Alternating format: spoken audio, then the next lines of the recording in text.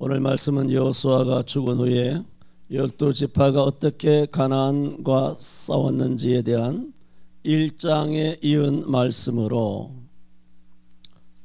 우리가 그 전에 1장 말씀을 드리면서 돌아보았던 10절 말씀, 그 세대 사람들도 다 그 열조에게로 돌아갔고 그 후에 일어난 다른 세대는 여호와를 알지 못하며 여호와께서 이스라엘을 위하여 행하신 일도 알지 못하였더라 라는 말씀처럼,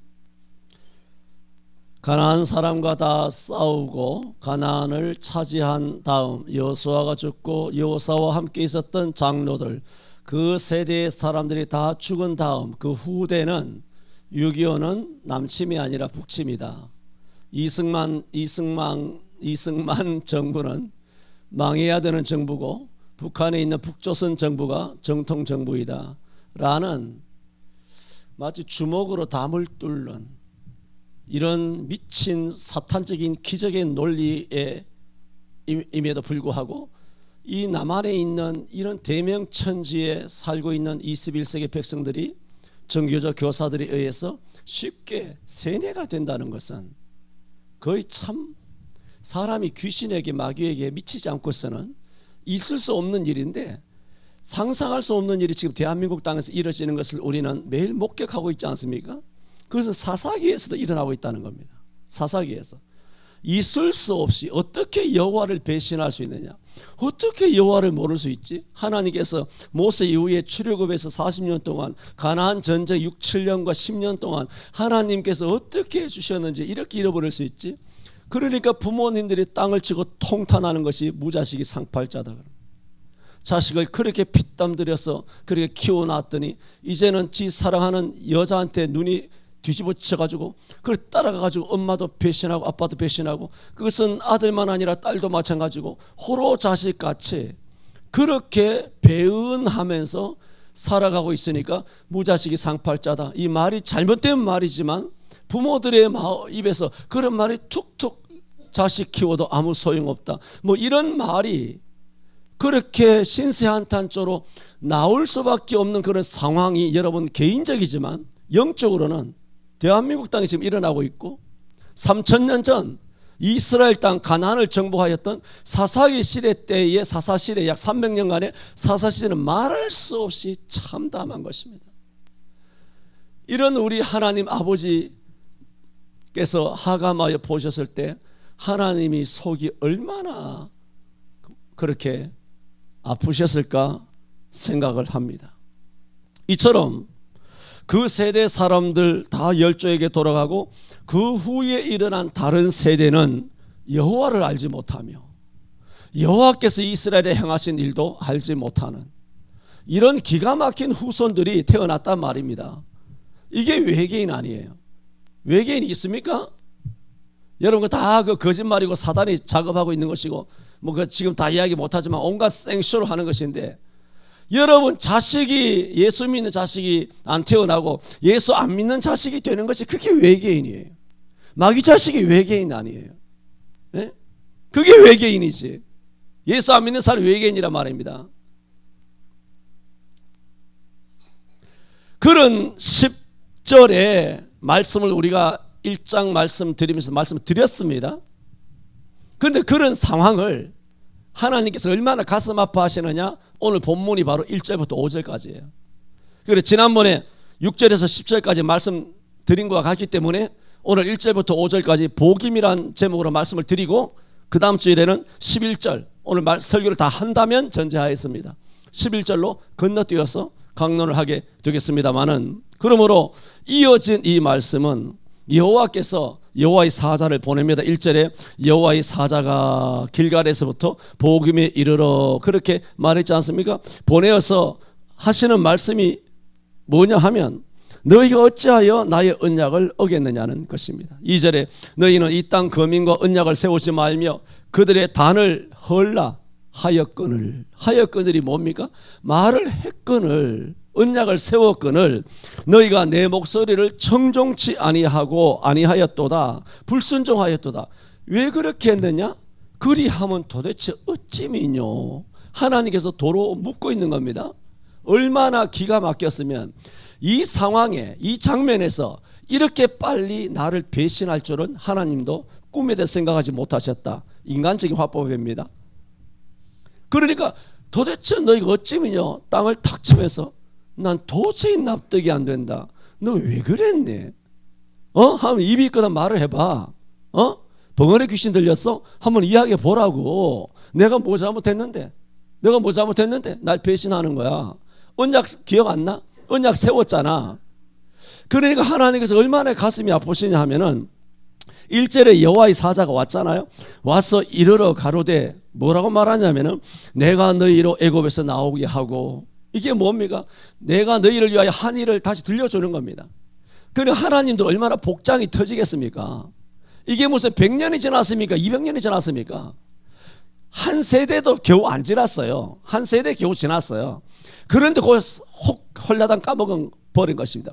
6.25가 일어난 지가 도대체 언제입니까? 한 세대밖에 안 돼요. 뭐 지금 70년이라고요? 우리 나이로 따지면 젊은이들 30살, 40살 되지 않습니까? 한 세대 정도예요. 30년 전 우리 젊은이들은 1990년생이라면 30년간 1960년에 그 뭐 6.25 터진 거 아닙니까? 물론 50년에 터진 것이지만은 거의 한 세대 30-40년 정도밖에 안 되는데도 불구하고 지금 남치민이 북치민이 이런 온갖, 얼마나 또 기가 막히냐면 어제 나는 참 TV 채널을 돌리다가 토요일 날을 TV 채널 돌리는 그냥 서치하는 거예요. 쭉 이렇게 돌려보는데 난 국군의 날인지 몰랐어요. 기가 막히죠. 국군의 날인지 몰랐는데 국군의 날 기념식을 하더라고. 10시 반인지 10시인지 눈을 떼지 못하게 하는. 그래서 1시간 반 동안 가만히 앉아서 텔레비 본 거예요. 오전에 텔레비 보는 경우가 없거든요. 1시간 반 동안 텔레비를 봤어요. 윤석열 대통령이 나와가지고 국군에 그걸 하는데 옛날 생각이 나는 거예요. 뭐 우리 아버지도 군인이고 우리도 군에 다 있었고 다 옛날 7, 80년대 다 지나오면서 우리가 경험했고, 그 당시에는 뭐 서울 시내에도 국군의 시가 행진도 하고 말이죠. 온갖 뭐 삐라를 뿌리고 막 광화문 시청 뭐 할 것 없이 대단했지 않습니까? 그것을 현장에 목격하신 분들도 계시고, 또 전국에는 TV 방송을 통하여 국군의 날 그러면 의례의 군사 프레이드, 이것이 하이라이트죠. 그런 것을 통하여 참 국군에 대한 우리나라를 지키고 하는 생명을 다하여 대한민국의 경제와 안보와 신앙의 자유와 양심을 지켜준 이런 국군에 대한 감사함이 넘쳤던 시기가 있었는데, 이런 것을 못 본 지가 지난 뭐 빨갱이 5년은 말할 것도 없고 뭐 유야무야 되면서 제대로 된 것들이 잘 모르겠어요. 그전에 텔레비를 못 봤나? 박근혜 때 있었는지 이명박 때 있었는지 잘 모르지만 별로 뚜렷한 기억이 잘 없었어요. 그래서 오래전이라고 생각이 되어서 그런지 난 어제는 사실은 그 TV를 보면서 뭉클했어요. 가슴이 뜨겁고 정말 눈물이 다 날 뻔했어요. 너무나 감격스럽고 하나하나 대한민국이 성경적인 대한민국 정부로 하나하나 고쳐지고 회복되고 있다는 장면을 통하여 너무나 그렇게 감사를 했습니다마는, 뭔 이야기 하다가 이렇게 갔나? 뭐라고? 그래서 이런 참 감동적인 것을 어제 목격을 했습니다만, 이런 것들이 우리에게는 너무 잊혀져서 나는 어제 빨간 날이 아니기 때문에 10월 1일이 세 달을 새 초하루를 맞이해서 감사하다, 10월 한 달도 하나님 은혜 감사하다, 그 생각만 했지 국군의 날은 이제 진짜 새카맣게 잊어버렸어요. 옛날에는 10월 24일 유엔데이라고, 유엔이 우리나라를 6.25 때 건졌기 때문에 유엔데이도 놀고, 10월 1일도 국군의 날 놀고, 10월 3일 개천절 놀고, 10월 9일 한글 날고, 할렐루야. 뭐 이런 날이, 뭐 윤석열이 어제가 국군의 날 다시 빨간 날로 한번 해보려고 한다, 그런 얘기를 슬쩍 들은 것도 안 들은 것도 같은데 여러분이 확인해 보시기를 바랍니다만은, 그런 날이 빨리 오면 우리가 하루 더 할렐루야 놀 수 있는 것입니다. 유엔데이도 회복을 하고.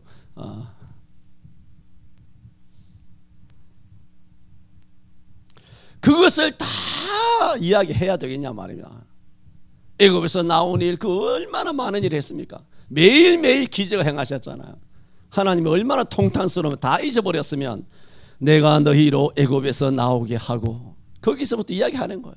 내가 너희를 6.25 때 거지 백성들이 66달러 1인당 GNP 66달러 전 세계 230개국 중에 가장 거지같이 못 살던 너희 나라를 6.25 때 일제 때 6.25 때 너희를 건져내었던, 그걸 인도하였던 그때부터 하나님이 이야기하시는 거예요. 우리 북치민이 남치민이 하는 정교조나 민노총에 의해서 세뇌를 당한 이 백성들에게 그 세뇌의 책임이 누구에게 있느냐? 목사들에게 있다. 항상 말하지만 다 목사 책임입니다. 목사들이 성경만 가르치면 장땡인 줄 알아요. 하나님이 하신 일, 역사를 가르쳐야 된다 그랬죠. 잘못된 역사관. 에? 여러분이 아는 현대사는 전부 다 거짓말이라 말을 했지 않습니까? 우리나라 사학자의 90%는 다 빨갱이들이에요. 서울대 역사학과 출신 비롯하여 전부 다 TV에 나와서 무슨 국경을 넘는 사람들, 무슨 역사 이야기, 조선조 이야기, 뭐 일제 이야기, 그 또 여러 가지 타이틀이 있죠, 프로그램이. 그거 전부 다 빨갱이들이에요. 작가들, PD들, 역사 사학자들 전체, 사학계 전체가 골마 터진 빨갱이들이라고. 사학자들이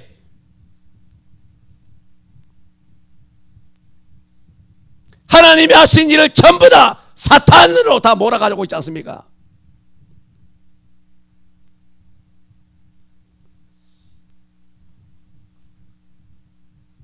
하나님 기가 막혀서 1절 보세요. 내가 너희로 애굽에서 나오게 하고. 참, 하나님 이 말을 여러분 민수기 신명기에서 1~2번 했습니까? 여러분 사람이 왜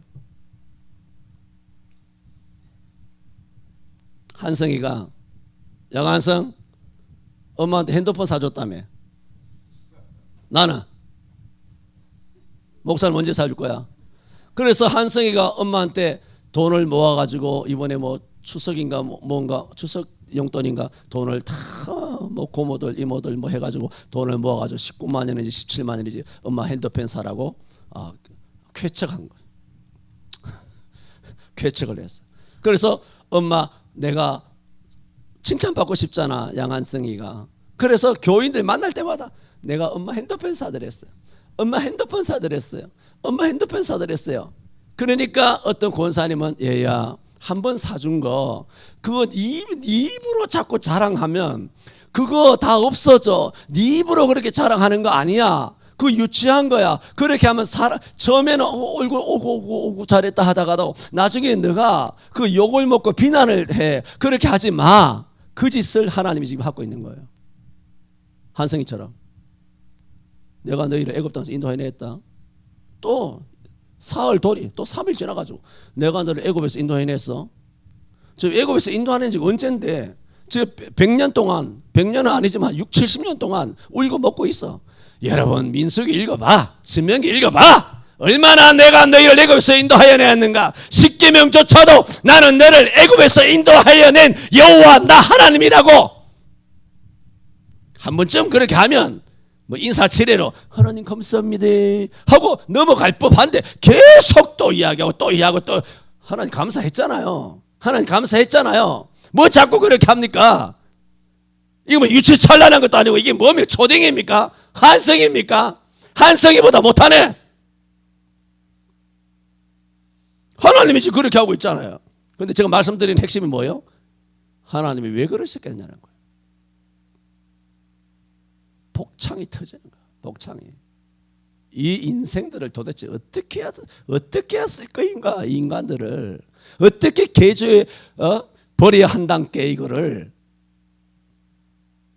내가 너희로 애굽에서 나오게 하고 인도하여 너희 열조에게 맹세한 땅으로 이끌어왔으며. 또 그 다음 문장을 읽어보면요, 성경은 기가 막힙니다. 또 내가 이르기를 내가 너희에게 세운 언약을 영원히 어기지 아니하리니. 보세요, 이 문장 기가 막힙니다. 또 내가 이르기를 내가 너희에게 세운 언약을 영원히 어기지 아니하리라 하였지 아니하였느냐. 옛날에 했던 말을 상기시키는 말이 아니라 지금 이야기하시는 거예요. 옛날에 그렇게 하셨죠. 언약을 세웠죠. 영원히 어기지 아니하고 이 말씀대로 이루리라. 언약을 세운다는 것은 언약대로 행한다는 쌍방간의 체결이잖아요. 그러므로 내가 이전에 너희를 영원히 버리지 아니하리라고 세운 언약을 너희와 하지 아니하였더냐? 옛날에 세운 그 언약을 상기시키는 것이 아니라 지금 이야기하고 있어요. 또 내가 이르기를 내가 너희에게 세운 언약을 영원히 옛날에 세웠던 그 언약대로 지금 내 다시 말한다. 나는 다시 너희와의 세운 언약을 어기지 아니하리라. 아니하리라. 지금 무슨 말씀인지 아세요? 여러분, 이거는 신이 사람에게 해야 되는 약속 다짐입니까? 우리 죄인인 인간이 하나님 앞에 하나님 다시는 언약을 어기지 않겠습니다. 다시는 언약을 어기지 아니하오리니 나의 죄를 용서해 주옵소서. 이럴 때 사용하는 단어가 아닙니까? 신이 왜 우리에게 다시는 내가 언약을 어기지 아니하리니? 하나님 언약을 안 어겼는데 언약 어긴 우리가 하나님 다시는 언약을 어기지 아니하오리니 내 죄를 용서해 주옵소서 이렇게 해야 될 판에 어기지도 않은 거룩하신 하나님이 도리어 되려 내가 어기지 아니하리니. 야, 우리가요 하나님 앞에 하나님의 가슴을 피멍들게 하고 너무합니다. 너무해요. 우리 모두가 내남 예외가 없어요. 그러면서 2절에 한탄을 하시죠. 어찌하여 너희는 이 땅 거민과 언약을 세우지 말라 했고 그 단을 흘라 하였거늘 너희가 내 목소리를 청종하지 아니하였느뇨 그리함은 어찌미뇨 말씀했습니다. 첫 번째 말씀 드렸습니다. 에? 두 번째. 그런데 이 여호와의 사자가 내려와서 이와 같이 하나님의 은혜를 다 잊어버리고 잃어버린 다른 세대들에게 하나님이 하신 일을 다시 들려줄 수밖에 없었음을 말씀을 드릴 때 1절에 이렇게 말합니다. 길갈에서부터 보김에 이르러 이렇게 말합니다. 여러분 하나님이 여호와의 사자의 행적을 압니까? 여러분 성경 한번 DB 보세요. 한번 찾아보세요. 여호와의 사자가 언제 길갈에 갔습니까? 에? 길갈은 아시는 것처럼 여러분 요단강을 건너자마자 첫 번째 가나안 땅에 세운 이스라엘의 주둔지예요. 길갈은. 그만큼 길갈은 중요하죠. 길갈은 뭡니까? 애굽의 수치가 굴러 떨어졌다라는 의미에서 애굽은 죄와 심판과 지옥과 범죄를 상징하지 않습니까?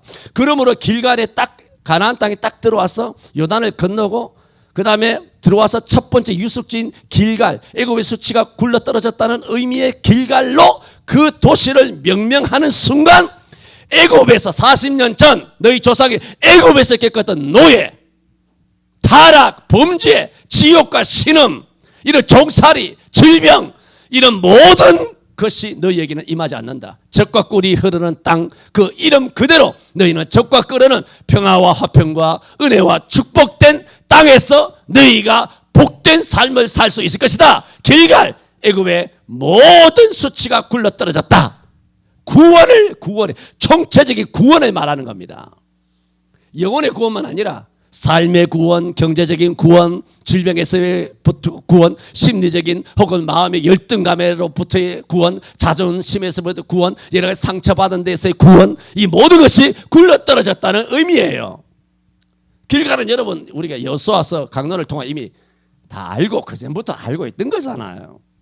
그런데 여호와의 사자가 오늘 보면 이런 하나님의 아픈 가슴을 안고 이스라엘 백성들에게 그들에게 권면하기 위하여 왔었을 때 유독 다른 성경에서는 성경 전체에서 찾아볼 수 없는 길갈에서부터 보김 아니면 무슨 베델에 이르러 여리고에 이르러 아니면 무슨 예루살렘에 이르러 이렇게 단에 이르러 브엘세바에 이르러 가나안 땅에 이르러 이렇게 말할 수는 있어요. 성경에 그런 것은 많죠. 그런데 어디서부터 어디까지 우리가 행적을 어떻게 합니까? 천사가 눈에 보입니까? 어디서 와서 어디 갔는지, 어디 머물러 있었는지, 어디 머물러 있다가 지금 와가지고 오늘 이렇게 가슴 아픈 이야기를 하나님의 심정을 우리에게 들려주시는지 우리가 어떻게 압니까? 알 게 뭐예요? 왜? 하나님처럼 천사들도 온 우주 만물이 충만하잖아요. 천사들은 굉장한 영적인 존재고, 특히 이 천사는 무슨 천사입니까? 여호와의 사자라고 하잖아요. 막강한 천사죠. 하늘의 권세와 능력에 해당하는 천사들이라고. 그냥 일반 천사가 아니에요. 굉장한 하늘의 영물의 존재인데 그가 우주 만물이 충만해 있죠. 이 사람이라 그래야 되나? 이 천사도 우주 만물에 충만해 있지는 않더라도 지구 땅에 있어서는 지구의 조그마한 팔레스타인 정도야 아무데나 다 있죠. 다 아무데나 다 존재하고 있죠. 그래서 굳이 뭐 길갈에서부터 와가지고 복임에 이르러서 복임에 있는 우리에게 이런 아픔 이야기를 들려주셨다? 그런 말할 필요가 없어요. 그런데 그렇게 말하고 있다는 겁니다. 그게 무슨 뜻이냐는 겁니다. 길갈은 여러분 아시는 것처럼 승리의 장소잖아요. 구원을 의미해요. 그런데 복임 그랬잖아요. 복임은 운다, 울음이라는 뜻이에요. 내가 운다. 운다는 슬픔의 상징이에요. 그러니까 길갈은 구원의 총체적인 기쁨, 승리를 말하고 있다면 이 복임은 슬픈 눈물을 말하고 있단 말입니다. 그런데 복임의 옛 이름이 뭐냐 하면 베델이에요. 베델이나 복임이나 같아라고 보기도 하고, 베델과 복임은 신학적으로 가까운 지경인데 뭐 특별하게 이렇게 같아 다르다 말하기가 애매하다, 뭐 이런 두 가지 해석으로 나눌 수 있지만은 저는 베델과 복임은 같은 지명이라고 봐요. 충분히 그렇게 말할 수 있어요. 그랬을 때 복임이 뭐라고? 베델이라는 말입니다. 근데 베델은 두 가지 면이 있어요. 하나는 긍정적인 지명이고 하나는 부정적인 지명이에요. 야곱과의 관계에 있어서 야곱과의 신명기의 그런 기록에 보면 야곱과의 그 역사에 있어서는 베델은 굉장히 좋은 장소죠. 하나님을 만났잖아요. 그 형 에서의 낯을 피하여 도망가다가 돌기둥을 세우고 밤에 잠을 자는데 꿈속에서 사닥다리로 나타나신, 그래서 그것이 루스인데 바로 베델이라 하여, 베델은 바로 하나님의 집, 그런 뜻이잖아요. 그런 면에서는 베델은 굉장히 좋은 의미, 정말 성경적이고 은혜가 되는 그런 지명이에요. 그러나 이스라엘 역사에 있어서의 베델은 우상숭배의 장소예요. 정반대 개념이에요. 왜냐하면 북이스라엘을 르호보암에게서 나누어 갔던 여로보암 1세가 남베델과 북단에 금송아지를 만들어 놓고 이가 우리를 인도하신 여호와라 하면서 북단보다 더 센 것이 남베델이거든요. 남베델에 금송아지 우상을 세웠기 때문에 북이스라엘의 전 역사 열아홉 왕조 동안에 이 베델에 이 우상 숭배지는 모든 왕들에게 여로보암 왕의 범죄에 똑같이 범죄를 행하게 하는 아주 범죄의 도시가 됩니다. 그러니까 이 복임이 가지는 베델이죠. 베델은 긍정적인 의미가 있고 부정적인 의미가 있는데 지금은 여러분 보세요. 긍정적인 의미겠느냐? 아니죠. 지금은 부정적인 의미로 이것이 쓰이고 있다, 그런 말입니다.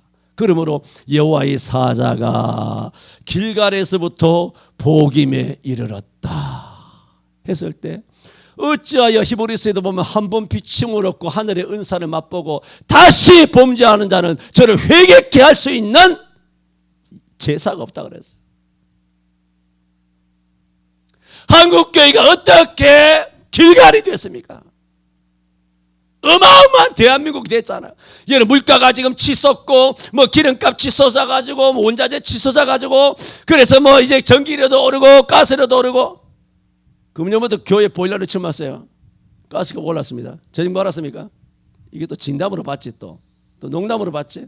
하여튼 조심하고 집구석에 가서 그냥 내복 끼워 입고 오라고. 전기세 팍팍 오르고 가스비 팍팍 오르고.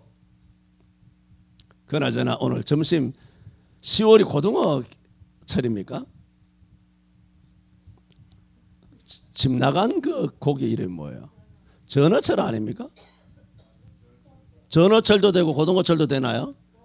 꽃게철, 그건 알고 있는데 지금 뭐 자연 시간도 아니고. 그래서 꽃게 드시고 싶은 모양이다. 그 며느리가 누군가? 며느리가 해야지 뭘 어떻게 하겠어 그거를.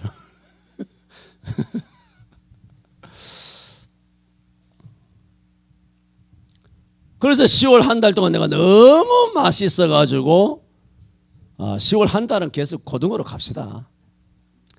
너무 맛있어. 그냥 맛있는 것이 아니라 너무 맛있다는 거예요. 우리 김명희 집사님이.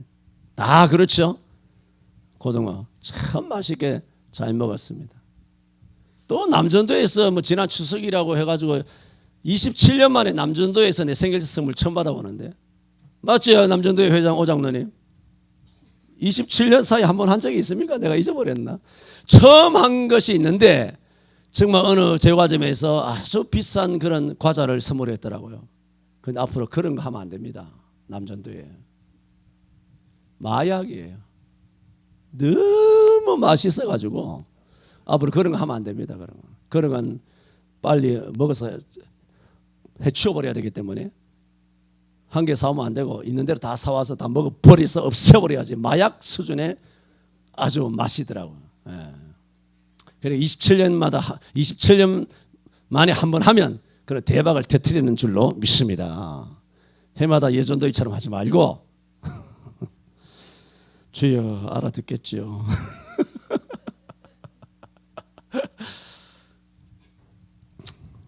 참 청개구리 같아가지고 시내가에서 나의 무덤을 서라 그러면 진짜 마지막 효도한다고 거기 묘 서는 것처럼 그렇게 하지 않기를 바라오며, 그래서 길갈에서 복임으로 내려갔다는 것은 여러분 이 사사기 2장 1절은 사사기 전체가 앞으로 얼마나 처참한 하나님에게 뜨거운 눈물을 흘러내리게 하는 가슴 아픈 스토리가 전개될 것인가를 보여주는 겁니다. 여호와의 사자가 길갈에서 복임으로 간 겁니다.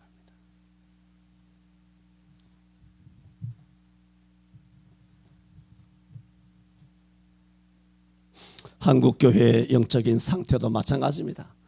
1980년까지는 한국 교회는 길갈이었습니다. 그로부터 40년이 흐르며 한국 교회는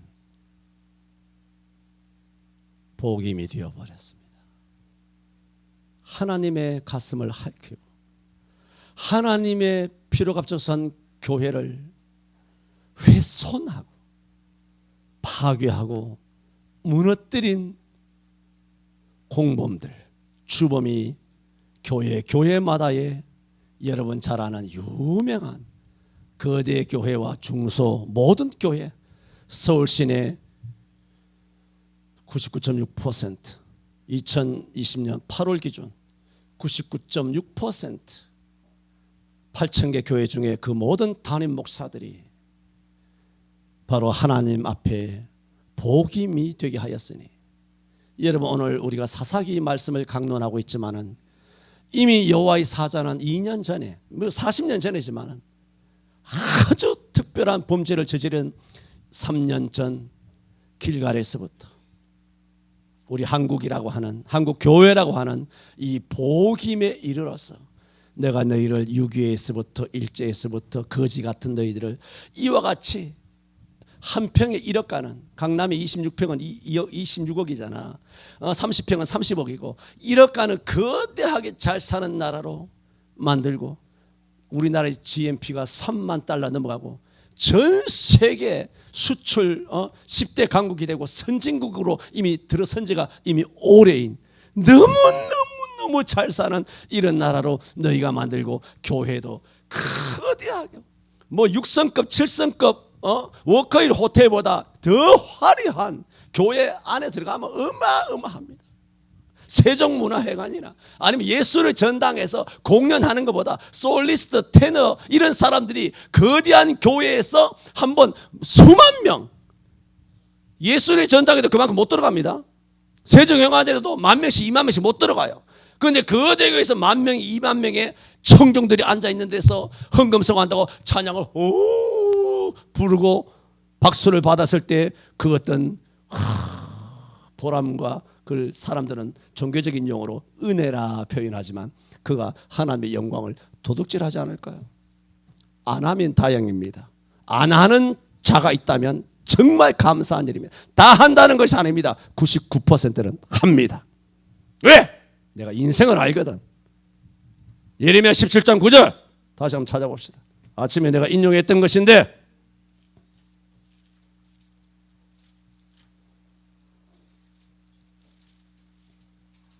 예레미야 17장 9절 10절 다 찾았죠? 한번 읽어봅시다. 시작. 만물보다 거짓되고 심히 부패한 것은 마음이라.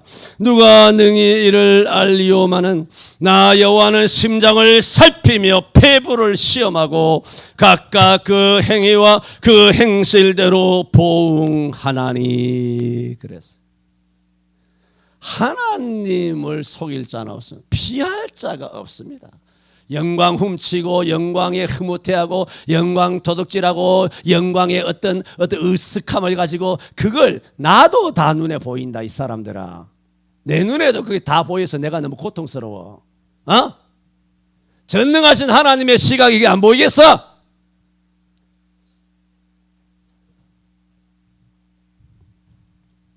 저는 오늘 복임이라는 제목을 통하여 크게 두 가지로 말씀을 드렸습니다.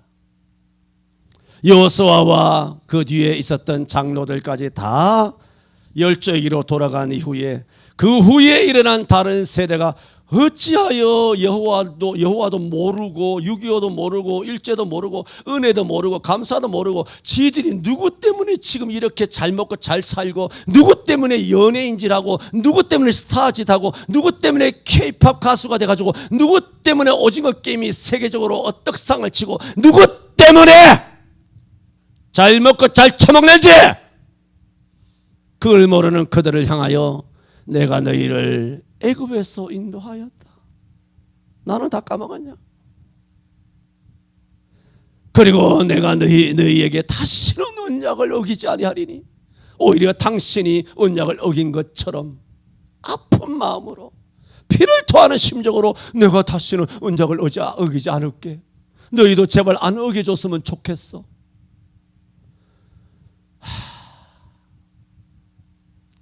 그게 누구라고요?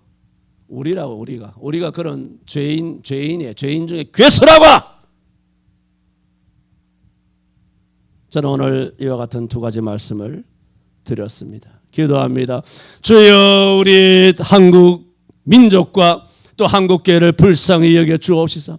조선조 500년 거지와 같은 타락한 저주받은 그런 500년을 벗어나고 흑암의 안전 백성과 사망의 땅과 그늘의 앉은 백성들에게 예수님이 빛이 비춰주심으로 일제 시즌을 지나 6.25의 아궁이에서부터 꺼져가는 심지를 끄지 아니하시고 또한 아궁이에서 불쏘시개처럼 끄집어내어서 GNP 66달러라고 하는 전 세계 가장 거지 같은 나라에서 지금 어마어마하게 잘 사는 선진국으로 이미 이르는 지가 오래되었지만 우리는 여호와를 잊어버렸습니다. 예배도 잊어버리고 또한 교회 지킴이도 잊어버리고 주일 성수 목숨을 걸어야 하는 것도 잊어버리고 세상 권력과 주변 세상 마을 사람들에게 세상의 소금과 빛이 되어야 한다고 주변의 마을 이웃 사람들에게 이런 사람들의 마음만을 살핀다고 하나님을 저버리는 범죄를 저질러 길갈이었던 한국교회가